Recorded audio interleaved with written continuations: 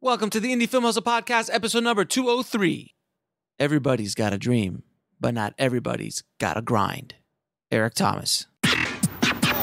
Broadcasting from the back alley in Hollywood, it's the Indie Film Hustle Podcast, where we show you how to survive and thrive as an indie filmmaker in the jungles of the film biz. And here's your host, Alex Ferrari. Welcome, my Indie Film Hustlers, to another episode of the Indie Film Hustle Podcast. I am your humble host, Alex Ferrari. Today's show is sponsored by Video Blocks. Now, guys, when I was shooting my show for Legendary Pictures, and I did that 96 pages in 4 days, I actually got into post and we used a lot of stock footage, stock sounds, and even some graphics from Video Blocks. They are an amazing resource. With your membership, you are granted the rights to use that footage forever, in perpetuity, on any projects you want to. So if you want to try a 7-day free trial, and by the way, anything you download during those 7 days is yours to keep. And if you decide to stay, you get 84% off the yearly membership. It is well worth it, guys. Trust me, if you do a lot of production, it is something you really need. So just head over to videoblocks.com/hustle. So guys, today on the show, we've got Mark Gant. Mark Gant is a director and producer, and he was one of the first guys to really do a streaming series or a digital series right. He produced a series and co-created a series called The Bannon Way back in 2010, and that's how he came to my attention originally. And what they did is they did this series that was picked up by Crackle, which is owned by Sony and their digital arm, and they had a big budget for a web series. You know, they had Michael Ironside, Robert Forster, Vanessa Marcel, and a ton of other people. And it was a very big success. They had sponsorships, they had everything. And I've always wanted to know the inside story and how they got this web series when there really were no web series or very few of them around, how they got it off the ground and how were they able to get the big budgets and the sponsorships and everything. And Mark opens up completely about that entire process. He also talks a lot about his directing career, because now he's become a director since then, and he's been an actor and has over 54 credits on IMDb as an actor alone. So the man is constantly working. It took us a while to even get this interview up and off the ground because we've been chasing each other for about a year. But it was just a wonderful conversation about someone who's in the business, working in the business. He's doing a lot of television. He was in Ocean's 11. Has worked with some very big stars, very big directors, and has some amazing stories from inside the Hollywood machine. So I wanted him to come on to really share his journey with us and talk about how he was able to get that really kind of pinnacle series off the ground. So without any further ado, here's my conversation with Mark Gant. I'd like to welcome to the show Mark Gant, man. Thank you so much for being on the show and taking the time out to talk to the tribe, man. Absolutely. I'm very excited about this. I'm a huge fan. Oh, thank you, man. Thank you. We've been trying to do this now for, I think, almost a year. We've been going back and forth, just trying to get our schedules in order. So I'm glad that we finally found that little moment in time that we can actually do this. The problem with hustlers is we're always hustling. That's the truth. That's, you know what? Amen, brother. That's the truth. It's not like we're just sitting around waiting, right? We're always we're always doing something. I was talking to my mom last night. She said, "Hey, have you watched the Unabomber series yet?" I'm binge watching it. I said, "No, I haven't watched it yet." She goes, "Yeah, you haven't watched it because you're busy doing stuff." She's like, "I'm sitting at home." She's like, "You're always doing stuff." I'm like, "Yeah, try." That's what my mom does, exactly the same thing. Have you seen this? Or have you? I'm like, no, I no. I didn't even know there was a Unabomber show. That's exactly. You're the first time I've heard. Where is it? I want to see this show. It's on Discovery. Actually, one of the writers I'm friends with that has been the former FBI agent who's working on Criminal Minds. Mm-hmm. He created the show. Oh, and nice. Sold it to Discovery, and all real facts and the real guy that caught the Unabomber is his co-writer. Oh, that must be pretty awesome. Great. Yeah. So, Mark, how did you get into this crazy business, man? Oh man, it started, I would say, a long time ago in San Diego. I lived in Northern California. I moved down to San Diego to help my best friend's sister move into college, and we ended up signing up for a junior college and stayed there. And within like a year and a half, there was a lot of production going on in San Diego, and so there's a friend of mine was going to some party, and she's like, "Oh yeah, it's a wrap party for a movie," and then she came the next day and she's like, "Yeah, my friend's looking for a prop assistant." And I was like, "Prop assistant? That sounds cool." And she's like, "Yeah, if you want to do it, it's like an intern." And I was like, "Yeah." And because I always wanted to be an actor, I always wanted to be in the movies, be a part of it. And so I met the prop master, and he gave me the script and said, "All right, read it 3 times. First time, just read it. Second time, highlight everything you think is a prop. And on the third time, make a list of all the things that we need to be shopping for props. Mm-hmm. And can you get it done by tomorrow night?" And I said, "Sure." So I did that, came back the next day, had a notebook, the script, highlighted the whole thing. He's like, "Nobody's ever done that." He's like, "You're awesome. You're on." And that, like, I started as an intern, and then by the end of the show, I was on-set dresser / prop master because everybody had to go on to other shows. Mm-hmm.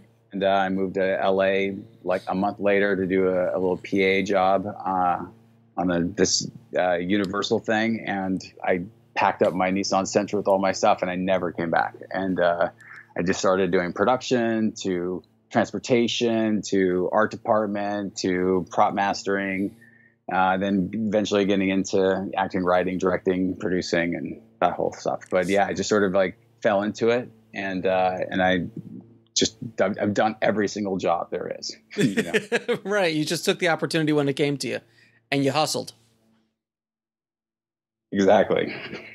Yeah, a lot of people don't take those opportunities when they come. They're like, "Oh, I don't want to do that. I'm not a prop guy. I'm a director." Well, right. When you're 20, you got to work. You got to start somewhere. To me, it informs everything. I mean, I think I had a meeting with these producers the other day, and I was describing what I've done and blah, blah, blah. And she was like, "Wow. So like you're kind of coming from not just creative, but like you understand the budget." And I said, "Oh, I mean, I think that's important. I think you have to know everything. So when I'm on set, it's not like I'm like, yeah, well, why can't we just do the thing? I know it's going to cost us X amount of dollars to get that location, to have to drive everybody across town to get to the thing. There's shuttle vans, there's parking, and the look on her eye was like, "I love you. I want," and she's like, "I love this. I love this." And I think in the time when I was doing it, I always feel like, "Oh, I really want to be directing, and I'm doing this stuff. Props. Oh yeah. What do you guys need?" But I'm on set, and I'm getting to watch people do it well, people do it not so well, and then how all these pieces, go together. So you mean we can't have a techno crane all the time? Oh, you totally can't. No, you totally can't. Besides that, you can. I mean, obviously, you could have a techno crane. Yeah, two techno cranes. 60 footers all the time. Absolutely. Just standing by, just if you need it. So I'll tell you a quick story. I'm down in Miami in 90 something, probably 92 or something like that, when True Lies was being shot. Mm-hmm. And I was still not in the business. Obviously, I was still a kid. And I go to the set, and I see, James Cameron and all these guys shooting, a scene. I think one of the scenes in Miami, like in Miami Beach or something. And literally, I just saw every single camera toy, crane, helicopter, all of it just sitting there. Right. In case James feels like using it. Oh, yeah. But when you're James Cameron, this is okay. Absolutely. And what happens, I think a lot of times people come out of film school, or they, sort of come from a place that they think, "Oh yeah, well, like we just got this, we had this money, this is how it goes, right?" And then you get on a real production, your first job, and their first thing they're telling you is like, "No." Everything is a no. Basically, every job of the producer, production manager, right. Is no. Can't have that. And you're like, but that's what I see the drawing, see the thing. I've got 55 shots in this one scene. Why can't I get those 55 shots? Yeah. They're like, and we have 6 hours to get that shot. So which 22 shots are you not using for that one? The other 22 for that one. It's crazy. Every time I've ever come to a set with a shot list, I literally come with like 60 shots. And I literally handed the first AD, I'm like, "We're not going to do all these. This is my wish list. We're probably going to do about 10 or 15 of these. Right. And then we're going to move on. But I'm going to put these all in just in case. Yeah. But you got it prepared, you know? Yeah, but we scare the hell out. I love scaring the hell out of production. Like, oh, yeah. Especially when they don't know who you are as a director. They just kind of like, I don't know who this guy is. And you just show up and you drop down 60 shots for like a scene. But you know what I love? I love when I can do that and then also get it. There's those days. Just go. Yeah, I just like, maybe not 60, but you just like, oh yeah, no, I feel comfortable. I get that. They're like, really? I'm like, what? Trust me. We're gonna get this piece here. We get this piece here. We're already in the DP and I are already moving forward, and we're on the next thing. And then you get it, and they're like, holy shit, how'd you do that? And we're like, Yeah, and especially when you feel comfortable with your crew. If you've got a good DP that you have a relationship with, and you feel if you two are on the same wavelength, then you can knock it out, no question. Yeah. So back when I first found out or like discovered Juicer was in 2009. Back in the day when the Bannon Way was making all this noise, and you were kind of, at the beginning of this whole streaming series thing with the Bannon Way, because at 2009 it was not Netflix. There was nothing like that. So you were on Crackle, which was a up and coming streaming service from Sony, and I just remembered I was like, wow, this guy just came out and did this, and I was shooting a short film with the same actor that you use, Robert. Robert, who's one of the most amazing human beings I've ever met. Oh my gosh, right? He's just did he give you? I just did want he to give be you the around gift? him all day long. Oh yeah, he gave me the gift. Yeah, he gave you the gift, right? Yeah. So classy, dude. Like so classy. It's so amazing. Everybody that has worked with them always goes, "Did you get the gift?" I'm like, "Got the gift." Got the gift. Did you get the gift? It's like And by the way, the gift is I don't know how I'm hoping it's the same gift he gave me, but it was a letter opener, right? No, he gave me a Ferrari. Nice. Yeah, he gives this awesome letter opener to everybody. It's just awesome. But so I was working with him at the time, and he was telling me, he's like, yeah, I just did this show for the internet. And it was such a new concept back then. So I really want to dig into how, like, you're the executive producer on The Bannon Way, and you're also a star of it. How the hell did you get this going? How did you get money for it? Like, in a time where this just was not being done. Well, it started out because I was frustrated as an actor, and I was doing great work in acting class, but, I couldn't get any auditions. And I had a great agent, and she's like, I love your reel. You got a great look. There's just, it's just tough. Guys your age have already got a series. They've already had this, blah, blah, blah, all these excuses. And so I decided I'm just going to like create my own stuff. I'd already been directing. I'd already, production stuff. I'd already understood that. And I said, we should just go make something. And so I made a list of 3 directors that wanted to work with me. And one of them is my friend Jesse Warren, who was in class with me. And he had the script, sort of like a Italian Job, very similar to that. Like he'd written it, then the Italian Job came out, and he was like, oh, well, what am I going to do with this? And so what we did is because he came up to me in class and said, I'm writing a character, and it's like, you're him. And so we got together, and I said, maybe we can create something based on that character from your script, and, do a short film, and, do Sundance, blah, blah, blah. And so we got together a couple times to start talking about what that could look like, shooting at a bank, and how much that would cost. And it's like, oh, that's a lot of money for a short film, and that we're not going to, get to Sundance. 10 people are going to be there in the audience. Right. Yes.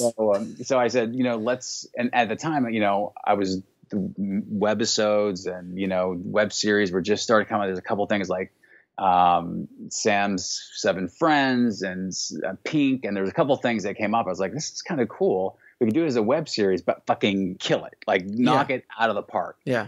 And so that's what we went after. As we were working on it and coming up with a story, we got together like every day, as much as we could, 5 days a week. I'd go to his place, and we, when we weren't doing our day gigs, and like write and come up with story ideas. And then we realized there was no structure for a web series. Like everything was like 3 minutes, 5 minutes, 1 minute, 30 seconds. So Wild West. So we said, what are we going to do? And a friend of mine had a film, a feature at Sundance that got distribution, and they got this big DVD deal and like all this money. And I was like, oh, yeah. Well, what if we did this as a feature, but we cut it up as a web series. So at the end of the day, we can, recoup our money. Because at the time, we didn't know where we were going to get the money. We didn't know anything. We thought we were going to, raise the money through family and friends, shoot the movie, and then sell it, distribute it, blah, blah, blah, as a web series, as a movie. And so that gave us a structure. And we said, okay, we'll just do a 3-act structure. Each episode will have a cliffhanger to lead us on to the next episode. And we created, an outline and then wrote the first 6 episodes. And we're like, yes, this is awesome. And we went and we had a friend at UTA. We pitched it to UTA. We pitched it to some financiers. And everybody was like, this is awesome. Way too expensive. Nobody's going to give you guys. Right. And a friend of mine who was at ICM at the time said, you're not Clooney and he's not Soderbergh. No one's going to give you guys the money. Mm-hmm. So we're like, shh, all right. So we got depressed and then we still looking at it and going, well, why don't we just shoot the first 2 episodes?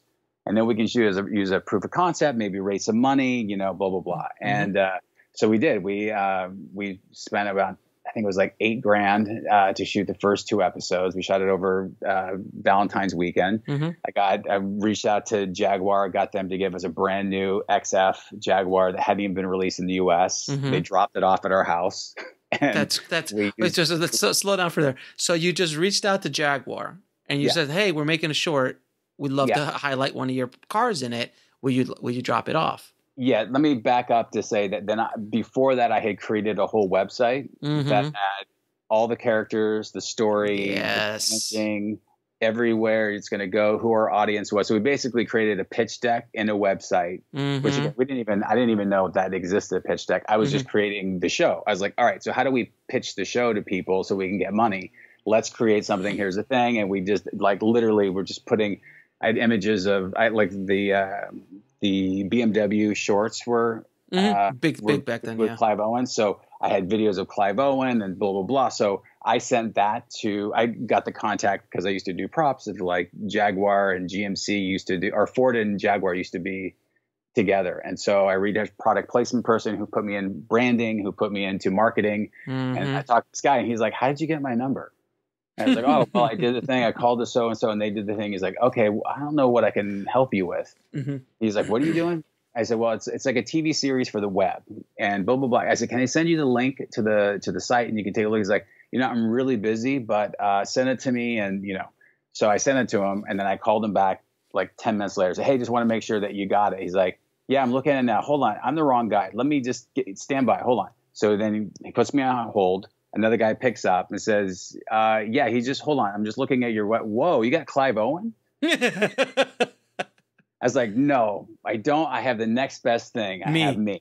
And so we talked on the phone. He said, well, let me talk about it with the guys. And then he came back and he said, listen, this looks really cool. And I can really see this going. He's like, we've got a new XF that's coming out. We'd love to get it into something. And if you're interested, we'll, this is the color that we have in LA and I could, when do you start shooting?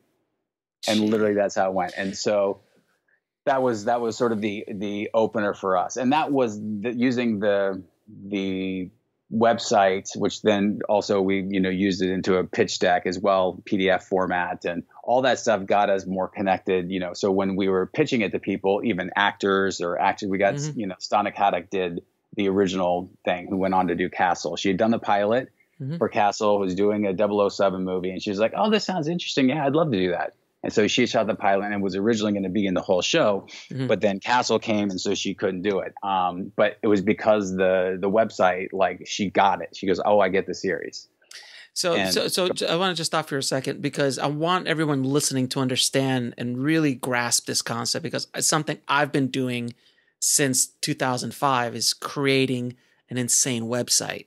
Because that's your marketing tool. That's what gets you everything. That gets you actors, that gets you money, that gets you sponsors, that gets all that, because you create the image of something much bigger. And it was just basically YouTube. That was it. But you built a lot of smoke and mirrors to kind of show off hey, we're much bigger than what we really are. Exactly. And part of that is what it did for us, besides exactly what you said, it also gave us the confidence, because we were like, oh yeah, we really know this show. Right. And so when it came down to I was shooting it, or getting things together. We got to set the first day. It was like, it's been in our bones and we know exactly. And, and you're striving for perfection. You're trying to get this thing, but it was so clear, like, oh no, this shot, we were both at the same time going slow-mo, this, lens flare, door open. It was a slick show. It was a super slick show, man. Very well produced. Thank you. So basically that was what we did. We shot these 2 episodes and we created a trailer out of it. And while we were still in post on the 2 episodes, we had the trailer. I mean, again, we wanted it to be done. We did it February 14th. We wanted to be done, March 14th. 9 months later, we were finally done. When you talk about free, everybody doing it for free, doing a thing. And when we finished it, we had the trailer and we sent out like this email blast to everybody that we had known, and had the website and the trailer. And the first person to respond was the guy who said, I wasn't Clooney and he wasn't Soderbergh. He said, I'm on my way to Disney. Can I pitch it? And I was like, sure. And then he came back. He said, they love it. I'm going to Sony and there's a new thing called Crackle. Can I pitch it to them? We're like, sure. So he did. They loved it. He goes, can you come to the office tomorrow? We need to talk. And that was on. And we met a ton of people. We met ABC, Fox, everybody. And it was like, we had a proof of concept. We had the site, we had the PDF, we had the trailer. Then it was like the 2 episodes came, we showed the 2 episodes. It was like, oh, this is what it could look like. And so it was just a perfect situation where Crackle was looking for a feature film because they already had that distribution in place. And, they want to do web series, but then it just came to like, well, what if we broke up a film and made it into a web series? And then my, our friend was the agent. He came in, he's like, I have it. They've created this.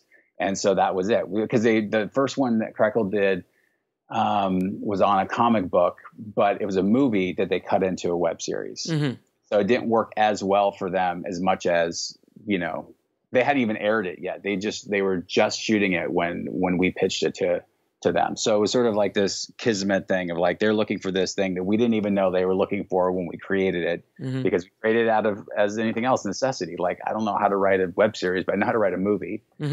3 acts that way. And I know we could break this up. So it's basically 6 episodes in the first act, 8 episodes in the second, 6 again. So that's how we did it. And then just popped it out there. And then Crackle financed the whole thing?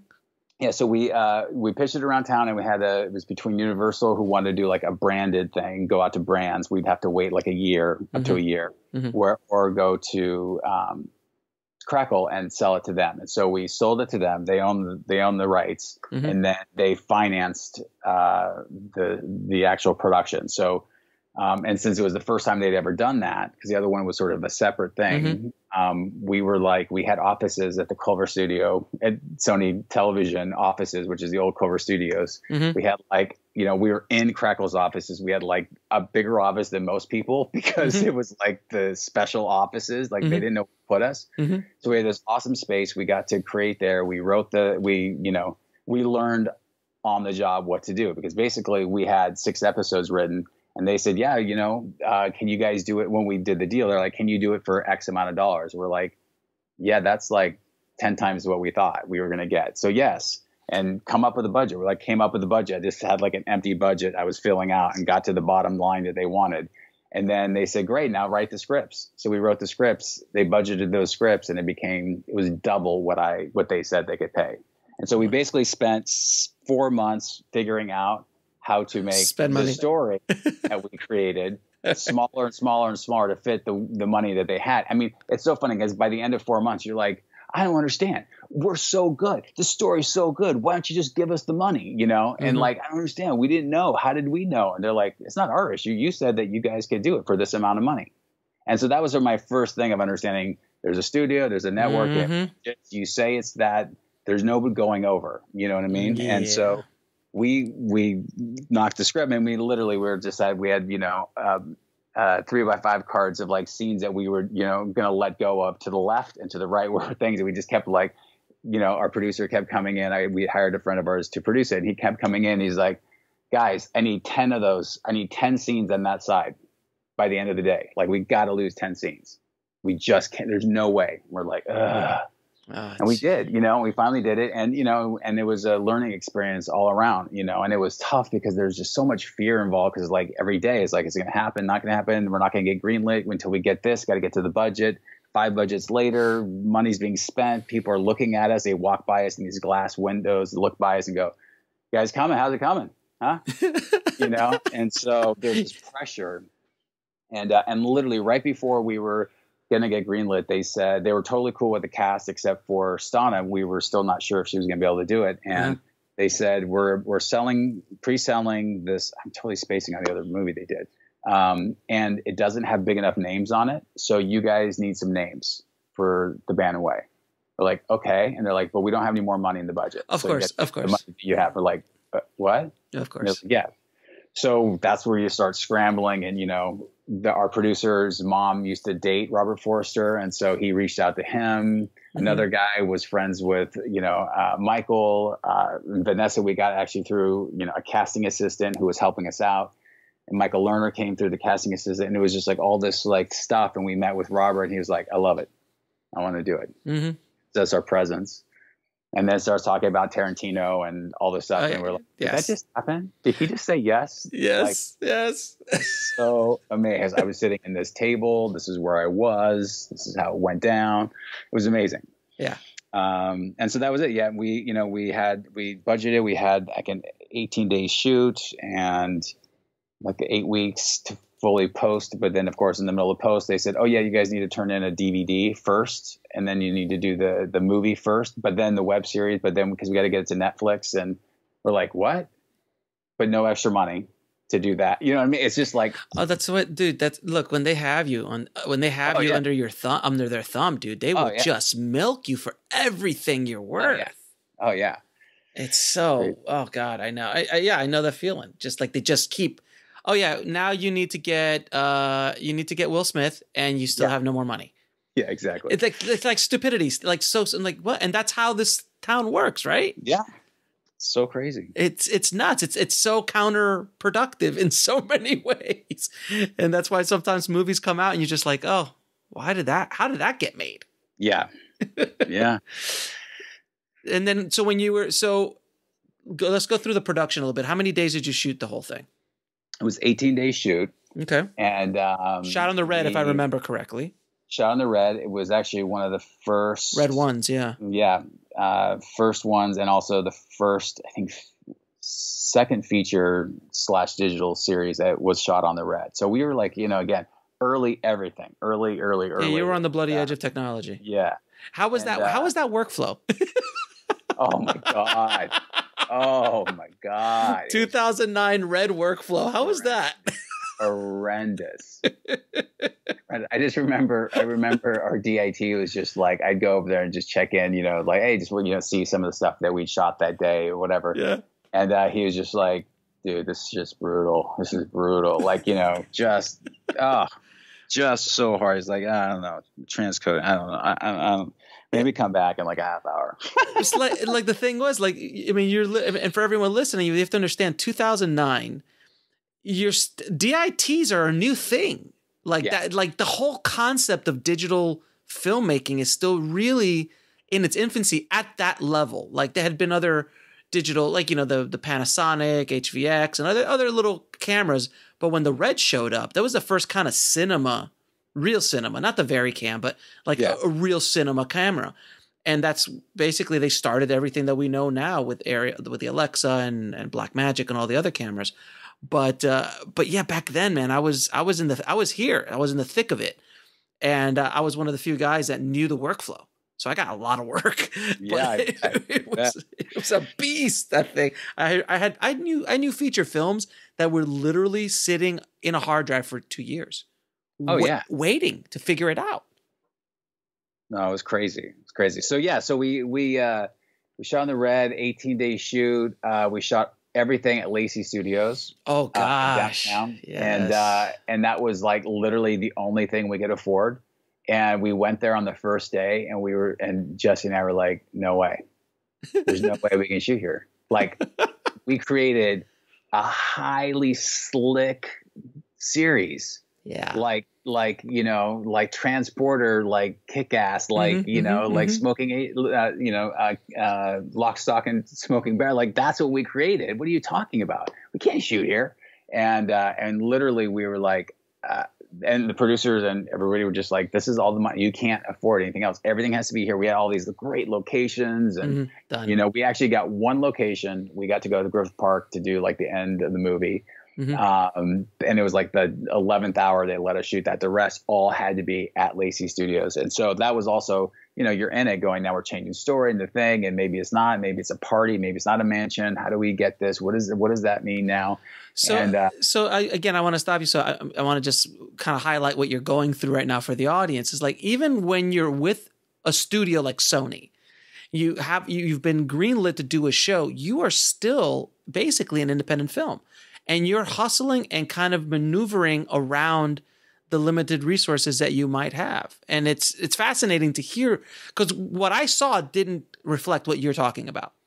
Oh, thank you. So, I mean, no, honestly, when I saw it, I was like, these guys did something super slick, super like really high end production value. So that's why this story is so like fat. Because when you said Lacey, and for everybody who doesn't know what Lacey Studios is I'm going to say it's kind of like a studio, but it's not. It's basically like an old abandoned warehouse that they converted into 55 different sets. Not even a sound stage, not like not soundproof by any means. And literally, they just built walls and created rooms. You know, like there's the hotel floor, the empty. It's just they got everything there, and everyone shoots there. Like every major movie shot there. Yeah, you know, TV shows I see it all the time. I'm like, oh, there's Lacey. Oh, there's Lacey. Saw was completely shot there. I think, totally. So they had said you know, we were in that situation where it's like we created this thing and we didn't know what we were doing, and you know, we just thought, well, you know, $750,000 is going to go a long ways, and then you start going, oh yeah, by the way, because it's Sony, it has to be IATSE. Oh, you're done. So it had to be so we're done. So we already have P&A, we have like all this stuff. It's WGA, it's DGA, because all that, which is great, yet it all costs. You know, you just siphon money out. Our budget's actually $200,000. That's what our budget is. You know what I mean? At the end of the day, we had $200,000 basically to make it, because everything else is just going to, you know, it's not going on the screen. Not going on the screen. And so it was really, really challenging. And so we got there, and you know, one of the things that saved us was, I mean, besides Roger Gingerian, our DP, who's amazing, was our production designer. And we had like 3 production designers that we wanted to work with, including one of my friends, and they were all busy. They couldn't do it for the money. And that's where, you know, being Sony's done their daytime television. They said, we have a guy who worked on General Hospital with us, and, you know, he's available. We're like, yeah, well, we should meet him, you know, and see. And they're like, actually, no, he's available. And we offered him the job. And we're like, okay. And we were so pissed. We're like, really? But at that point, you know, we're up against it. And they're like, we got to make a decision. So this guy comes in, and he was like Bulgarian, and he, for $5, made every set look amazing. He literally, no matter where we were, what we were doing, he brought in stuff. He's like, he was coming, we were prepping, and he's like painting by himself a whole room in like an hour. He's like, I take care of it. It's no problem. It's no problem. I take care of it. And he killed it for no money. And since I was props, I was able to go to like ISS Prop House and hand prop room and say, hey guys, I'm making my first thing. This is my thing, blah, blah, blah. And they basically gave us an insane deal on everything. And so, you know, we're, like you said, we're independent, you know, filmmakers.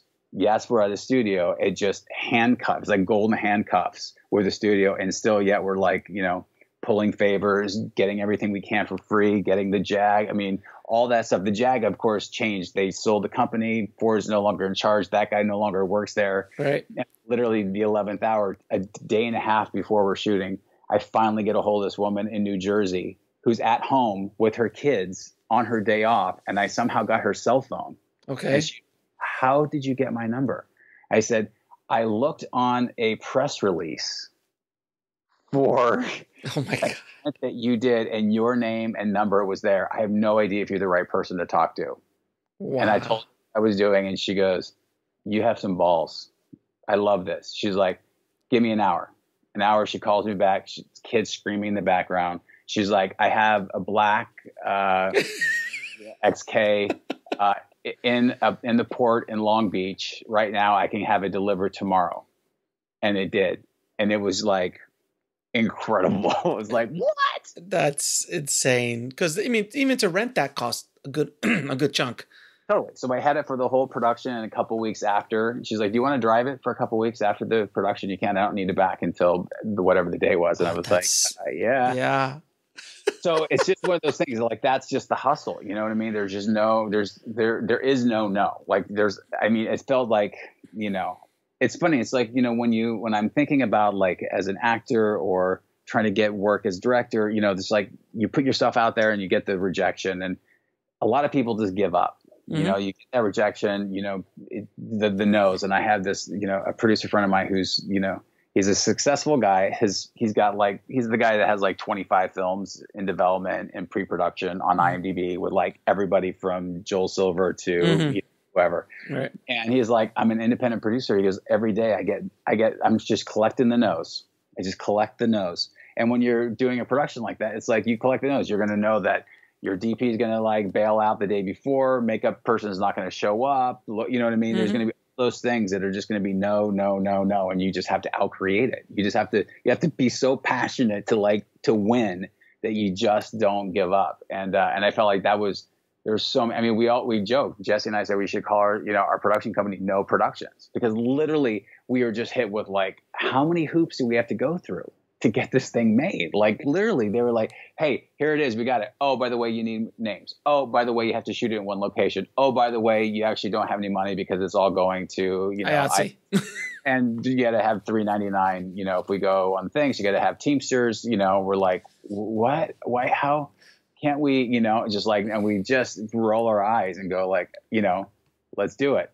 It's really a challenge, Because they were trying to do, I think back then they were trying to shove in the legacy way or the old school way of doing production into the new form, which is web. Yeah. And you can't. Nowadays that doesn't, nowadays it doesn't happen like that. No, and a lot of times more with even, stuff with before, even in the beginning of Hulu stuff and Amazon, it was much more, you're doing the indie production. They're not the production company. Mm-hmm. They do the negative pickup, or they'll say they promise you the money, then you have to fund it yourself and pay for it, and then they'll pay you. But it's just like, even that is that's pretty yeah. You're like, wait, so but you guys can always say you don't want it. Oh, great. Yeah, you have that out. So that's Sorry. So the show is done. You've gone through hell and back. Now it gets released. How is it received?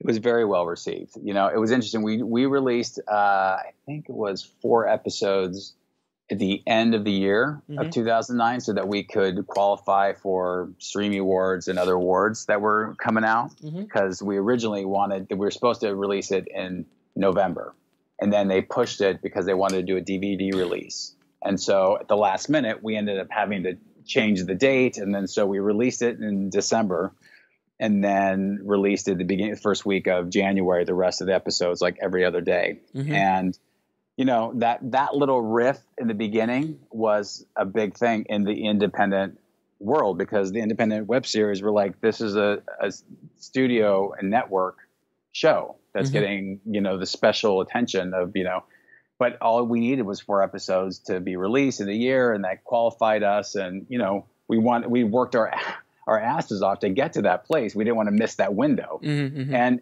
what ended up doing is it sort of bonded us with, the other filmmakers, because at first it went from them hating us because we were doing that to us defending us, and then us seeing them at like the Tube Filter events or any of the other web series events, we'd show up and go like, hey, we want to talk about this. We're just like independent guys making something. That's it. We're not like the studio. We're not some studio guys that have all this money, because this is what happened. And it was just a really interesting thing. So the show itself got really great reviews. People really dug it. We were like breaking records. Again, this is early on. So, we got 10 million views in the first 2 weeks, and it was like nobody was getting those numbers. Yeah, that was on Crackle. Yeah, it was on Crackle that people was hard to find. Yeah, And, God, yeah. And so it was really an awesome experience. And then we went on to, be nominated for 6 Streamies, tied with The Guild, which was like the big comedy at the time. And we ended up winning 4: Best Director, Best Actor, Best Editor, and Best Show. And it was just crazy, just really, really a crazy ride. And now after you released it, then you released it on DVD as a feature film. Yes, it went out as a feature film on DVD, and then also VOD. So it was, and EST. So it was like you literally at the same day that they released on DVD, you could get it. Actually, on the last day of shooting, last day it aired online, you could rent it on iTunes and Amazon. Mm-hmm. But in the beginning, you could rent the whole thing. Or you could buy the whole thing in the beginning. So they're like, hey, you could buy it. And so it was already available as a movie on iTunes and then DVD, Redbox, and Netflix and stuff. And then it started to air as movies, worldwide as like the normal distribution model that Sony's home video had. So and then it did. I'm assuming it did fairly well for them. Yeah, I mean, here's the thing. I love this. This is it's the creative accounting. Like, no, you never made money. Looking at the never thing, made money. I'm like, wait a second. What's this $100,000, TV and distribution fee? Like, where's that coming from? Like, how do you guys, but yeah, oh no, it made money. It made money. It did good for them. And, you never saw a dime. No. No. And then in fact, the last thing I got is like, I literally saw it is like, there's $150,000 TV distribution fee that I don't understand where they threw that in or what that even means. And so I'm reaching out, trying to find out if I can even get an audit. And I talk to people who are like, good luck. Good luck with that. Yeah. But yeah, because if you do that, then you'll be blackballed. No one will ever work with you again. So it's not like, hey, give me that money. There's a small fight, and it's just not worth it. Right. I mean, Forrest Gump did make money, so yeah, exactly. I mean, so there's that. To the point where they actually had to talk to Tom Hanks, and Tom Hanks like, Forrest Gump made money. I don't know what they're talking about. Yeah. So how did the Bannon Way kind of change your career trajectory? Like, how did you start getting what happened as a result of it for you as a director? Well, so what ended up happening is that because on that I was actor, writer, and producer, and not the director. Jesse went off to really focus on trying to do features, and so he went his direction. He's like, I need to do my thing. I was like, get it, and I'm going to try to do my thing. And so I went into again developing projects for myself as an actor. And in that process, it was like, I need to, make some stuff. I want to direct some stuff. Like because our deal was, we were both actor directors, and this one was going to be one that, he was going to direct, I was going to act. And then like the next one I would direct and he was going to act, but he was like, I don't know about acting. I like directing. I was like, yeah, but I was we were going to do the thing with the thing we talked about, where I do that and you do. And so, one of the people I connected with was Wilson Cleveland, who did a lot of stuff. He's out of New York, and he did a lot of branded series and stuff. And so he and I connected up, and I was able to direct an episode for Lifetime and the Better Sleep Council. I got to cast who I want. I casted Jamie Murray from, she was on Warehouse 13 and Dexter, and Eddie McClintock from Warehouse 13. And we got to do this. And that sort of opened up a whole bunch of doors for me. And then I got to direct another episode of that. And it really sort of expanding out of what I was capable of doing, So I did a couple more shorts.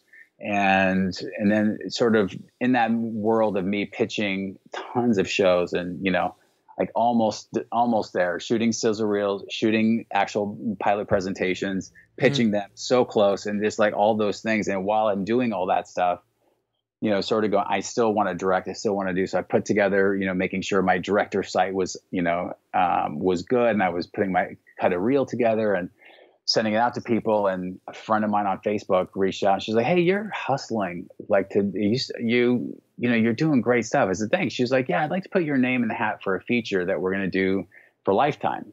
And I'm like, really? awesome. And she was our production coordinator on the Bannon Way. She was like the person that got stuck doing everything.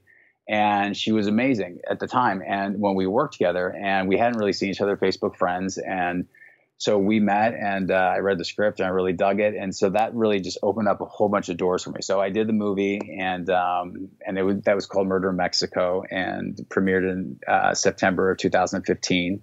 And it did really well for them. And that has, led to me doing more branded series for GMC, and then into a lot of commercials. I had a student of mine who said, you should do commercials. I was like, no, as a art director and prop master, I know there's like 5,000 directors in LA. Like literally there's like that guy right there. Probably there's more than that. Yeah. And he said, all right, well, I just like your style. I think you have a really good eye and a lot of drama. Like a lot of people do comedy and cars, but just like a storytelling. And I was like, oh, yeah. So like, it's funny. It's like, if I would tell him to do something for his career, I would expect him to listen, but I didn't listen to him. And so like a month later, he's like, did you ever think about that some more? And I was like, yeah, the thing is like, and I give him my excuses, just like he would give me his excuses why he couldn't get a job. And he goes, but he goes, yeah, I get it. He's like, but that's what I do. I go, what do you mean? He goes, I rep directors, commercial directors. Well, you didn't say that. Yeah, exactly. He's like, my mom, I work for my mom, and she does this thing, and we rep like the Coen brothers and blah, blah, blah. I'm like, what? You didn't tell me that, and he's like, oh, I thought you knew. And so anyway, that sort of started this whole thing. And even though nothing happened with that, like I met her and she was great, and she wanted to, try to help me with production companies. And I ended up getting a job through people I knew.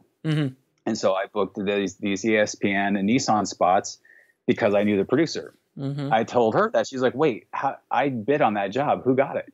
I said, me.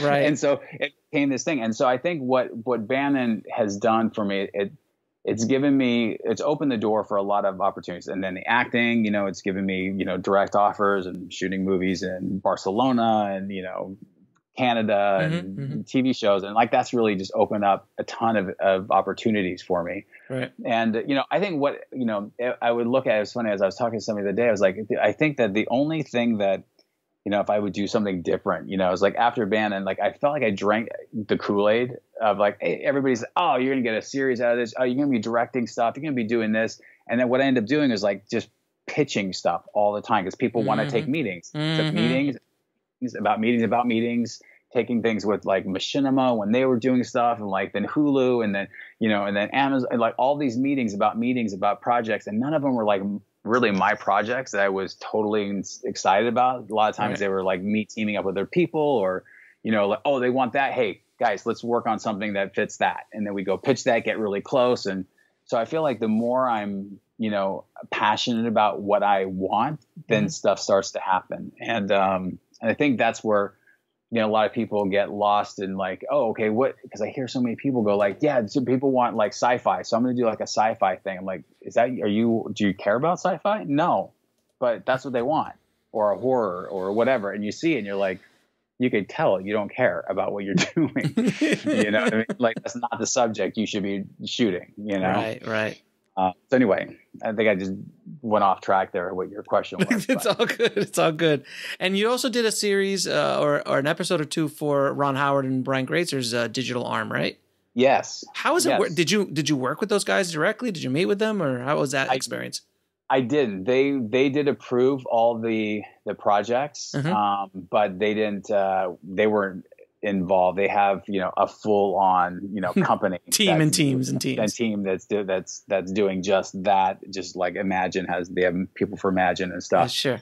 But I really like what Newform's doing, and they're sort of switching it up now. I mean, again, the space is changing. Like literally every 6 months is something different, and you can see they're all trying to figure it out. Facebook doing, I guess they're Facebook video or whatever it's called now.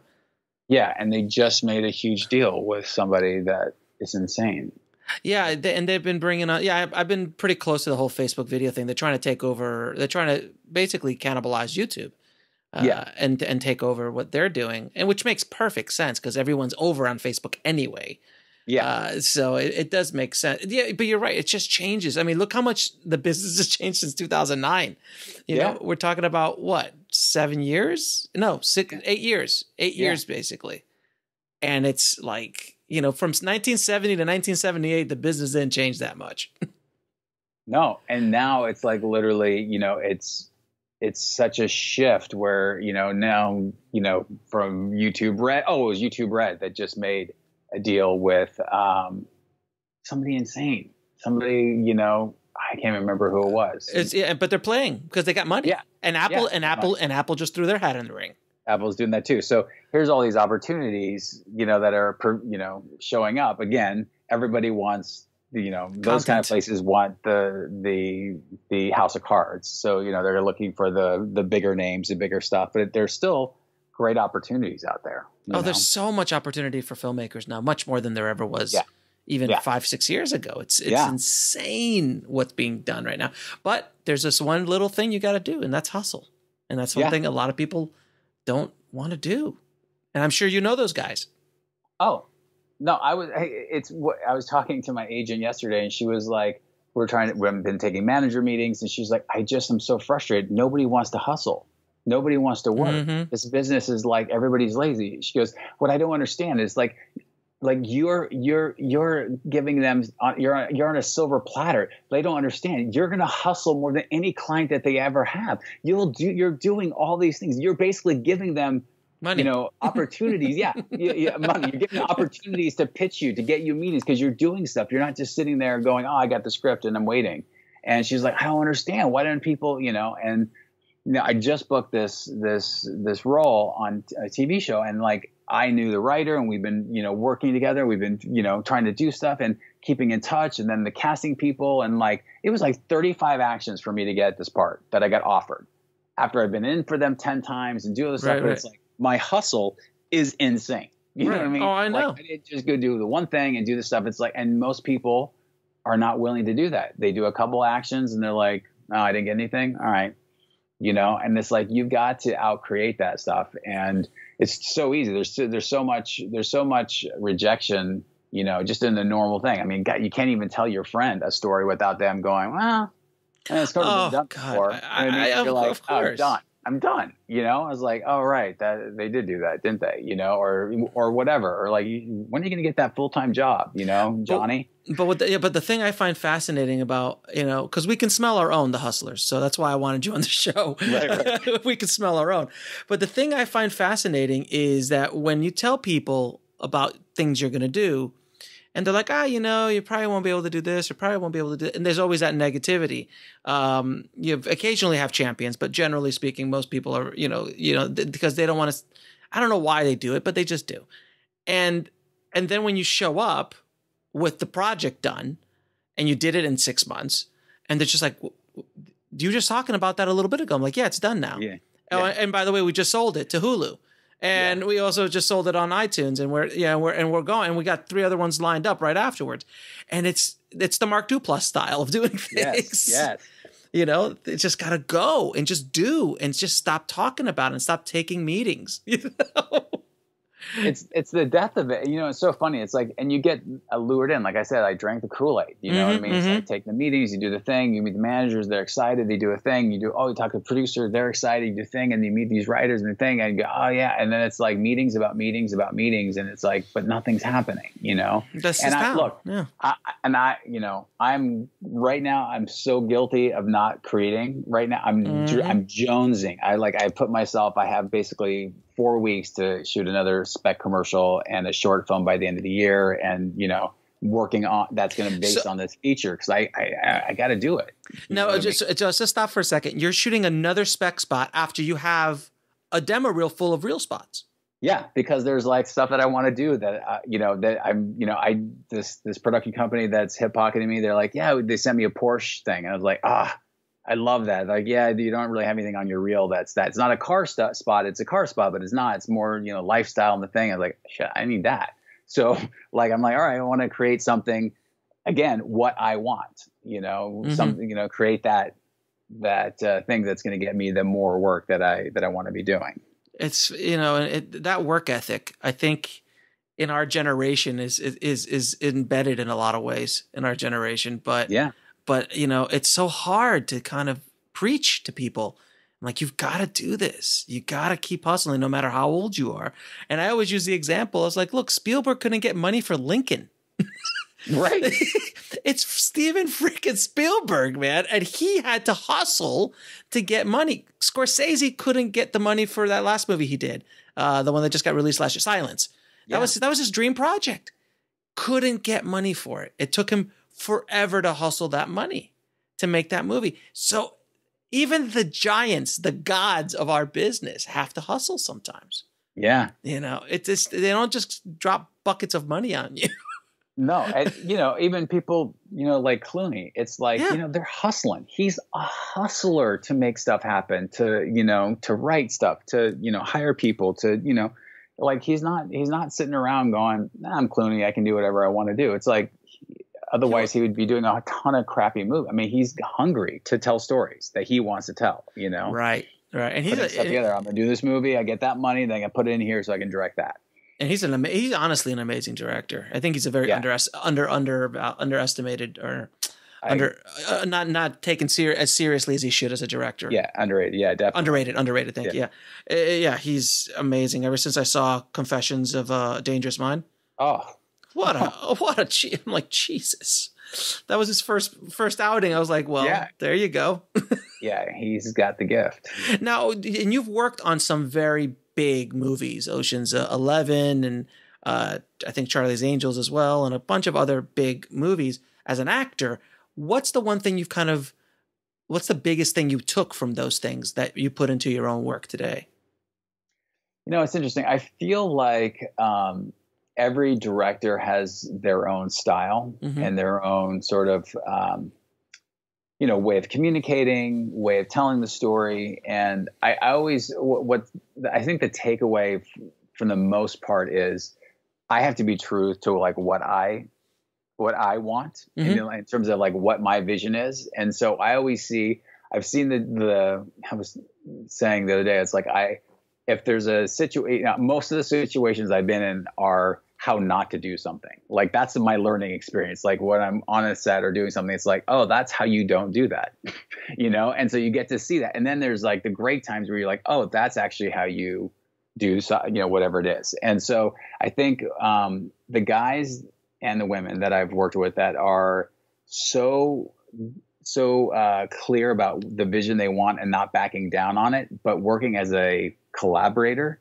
I think that's the biggest takeaway. It's like the guys that succeed the most I've seen have been collaborating across the board. They're not this sort of, maniacal, like it goes like this kind of thing. And I think that's important. You know what I mean? I've worked with David Russell, and, you know, he's sort of like, he's that way, I'm saying, but the collaboration, it's like, you know, it goes his way and he's the king and that's it. And it's like, it works for him. You know, that's not my style. You know, Soderbergh, I barely gives direction, you know, and he says, and he's one of those guys that says, you know, I direct in my casting. He's like, I'm casting the people that I know are going to do the job I want, you know, those are the characters. And then he gets to play with them sort of like props. Go stand over there, be here. I'm going to do this, camera here, lighting here, this music here, this cut this way. And those are the storytelling elements. And then other people like Brad Silberling is like, he's in it. He wants to get in there and talk to the actors. This moment, it feels good, right? So you're holding yourself. You're just there. Then the camera's going to come around real slow. We're going to reveal you right here. And he's got the, like, you know, the lens right in her face. He's like, I'm doing that. Yeah. You know?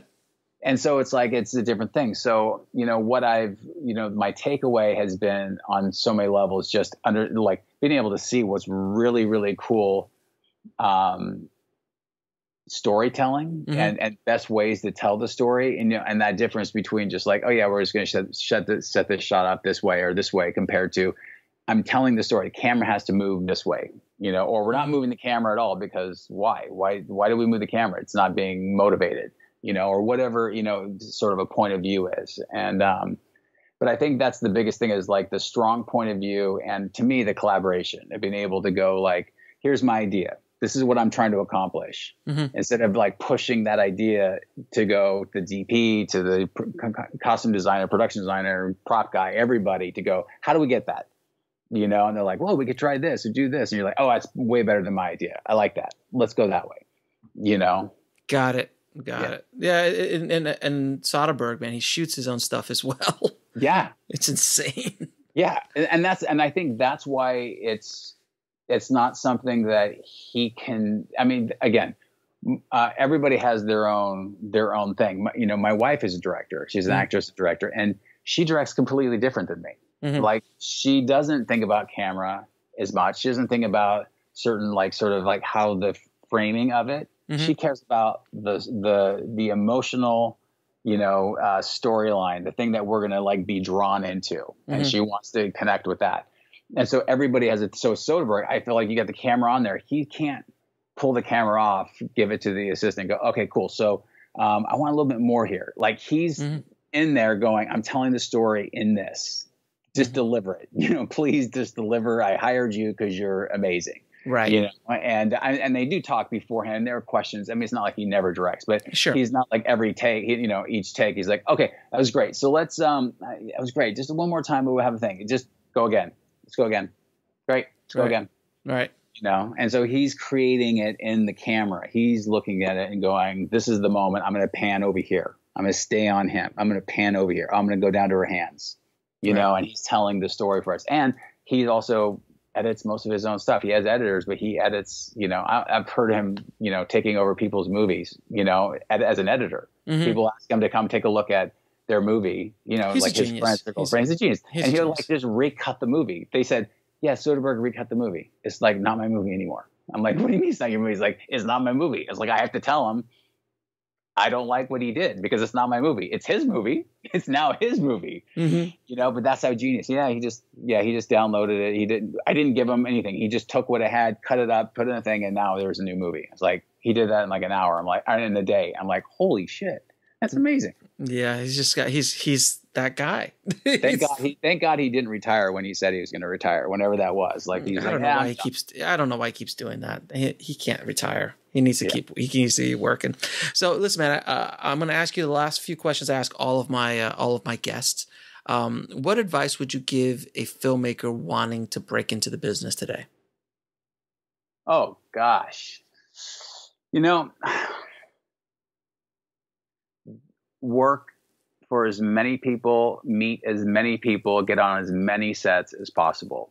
That's it. That's the key for me is, because I've been on so many sets and doing so many different, you know, positions, I know how a set works. I know I can tell, you know, how we can fix something sooner than later. And all those relationships. And it's all the town is about networking and relationships. Like, it's, you know, anybody that's been here long enough, you know, everybody. That's just how it goes. And so when I need something, if I've got an idea, I can call somebody, get some help. And it's much easier if I've just worked for free on their short for me to call up and go, hey man, can you help me out? I need this thing, rather than, you know, yeah, I heard you did that short. Hey, can you help me out? And so I think for anybody getting into filmmaking, it's like to get on as many sets as possible, doing every job that you can possibly do, and learn, you know, so that you have all those tools when you're going into creating your own stuff or getting hired to do something, that you understand what it means when they're saying, yeah, the grip truck's going to have to back in and drop off the dolly and do a thing, and they do these runs. And you're like, what does that mean? Right. You know, but I know it because I actually was in the van driving to go pick up the stuff and do the thing, and I understand it. And so I think that's the biggest thing, is to get as much experience as possible, so that you've got this basically an arsenal, a tool bag of, you know, of stuff to do, and then go out and do it and make mistakes. Make lots of them. Yeah, don't be trying to like make the perfect short film. I have a friend that has a short film for 9 years now that's still not edited because, you know, he's the thing, and the thing has got to be perfect. And then, you know, and it's just like, no, man, got to get it out and just done, move on to the next thing. And it's so hard. It's hard. I mean, for perfectionists like myself, the only way to get over that is to continue to hustle and create and just keep doing it. fail. It's like, and then you're asking me about the spec. I'm like, yeah, because, you know, I'm excited about the stuff I've had, but like, I still haven't got a chance to do the movie I want to make. I haven't got a chance to do the short that I want, you know what I mean? And so it's like, all right, let me create that. Let me figure out a way, you know, doing a pilot. And then, you know, I met with a big showrunner, and he was like, we're talking, and he was like, so you're going to direct it? And I was like, well, I wanted to. And I was going out to some people, and people said I should get a big director too. And he's like, you're directing the pilot. I'm like, right. He's like, you're directing the pilot. Let them tell you no. But you direct the pilot. You say you want it. This is your vision. You come to them strong. This is my thing. I was like, oh, right. You know what I mean? Right. And so sometimes I forget that because, you know, you just sort of keep doing stuff and everybody keeps, you know, telling you what to do. But I think that's part of it is like, you know, like I'm willing also to get it made, you know, whatever it takes to, you know, continue on to keep creating. Right. Sort of went off the end on that last question, but it's all good. It's all good. Too much information in my head. I got you, brother. I got you. Now, can you tell me what book had the biggest impact on your life or career? Wow. I think On the Road really changed my life. Mm-hmm. I think that was one of the first, you know, Kerouac is the first sort of this guy, you know, just taking, you know, just this guy that's like bigger than life and this taking this journey and this road trip. And it just, there was something about it that just, that then sort of opened the door to, for me, literature. Cause I wasn't a kid. I didn't go to college. I didn't, you know, hated reading. And I read that and it just opened up like literature to me. And then opened up the Beatniks and it opened up Bukowski and it turned into, you know, other, you know, Nabokov and all that kind of stuff that was just like, oh, literature, storytelling, rich characters, you know? And so that really inspired me to, you know, to be a writer, to tell those kind of stories. Now, what lesson took you the longest to learn, whether in the film business or in life? Just because I haven't done it doesn't mean that that I'm not good at it. I think part of me feels like I feel like I need it all figured out in order before I can go do something. Sure. And so I feel like I think the hardest thing for the hardest lesson for me is to trust my own talent and to like keep putting myself out there. You know, as a hustler, I'm still doing stuff. I'm still, you know, making things happen. But I think there's a part of me that's still not, you know, 100%, you know, belief that I can be the Soderbergh. You know what I mean? Like, see Soderbergh, like, that's Soderbergh. Yeah, of course.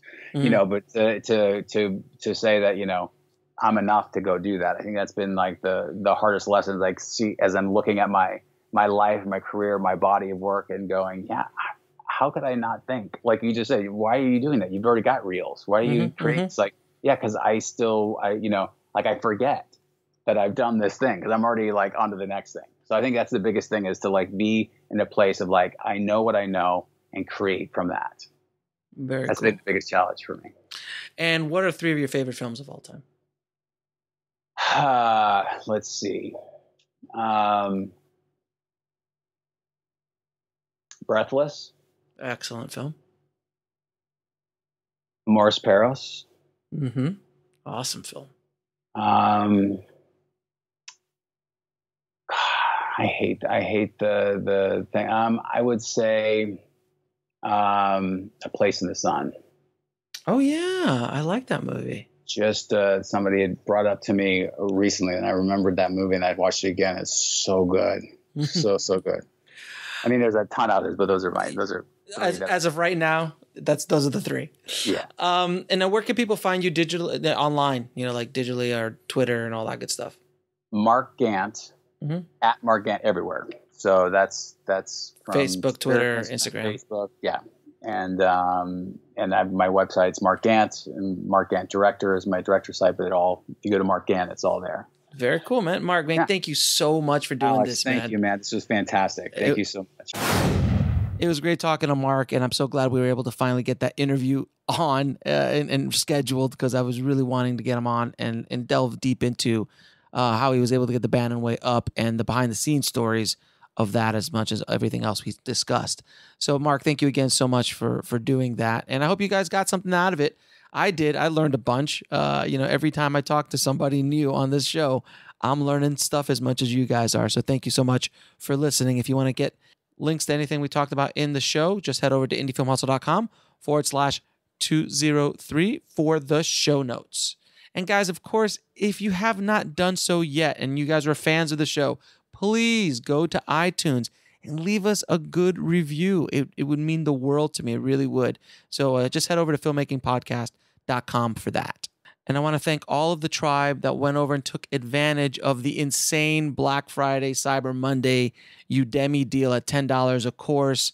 I really appreciate it. We picked up almost 2,000 new students in the tribe. So thank you again so much. I hope you guys get a lot out of those courses. We've got a ton of new courses coming out in the next month. I've got 2 right now. And then January is going to be pretty insane, guys, as well. I got one big course that I'm working on right now that I'm going to keep quiet just until a little bit closer to the new year to let you guys know what's going on with that. But thank you all. And as always, keep that hustle going. Keep that dream alive, and I'll talk to you soon. Thanks for listening to the Indie Film Hustle podcast at indiefilmhustle.com. That's INDIEFILMHUSTLE.com.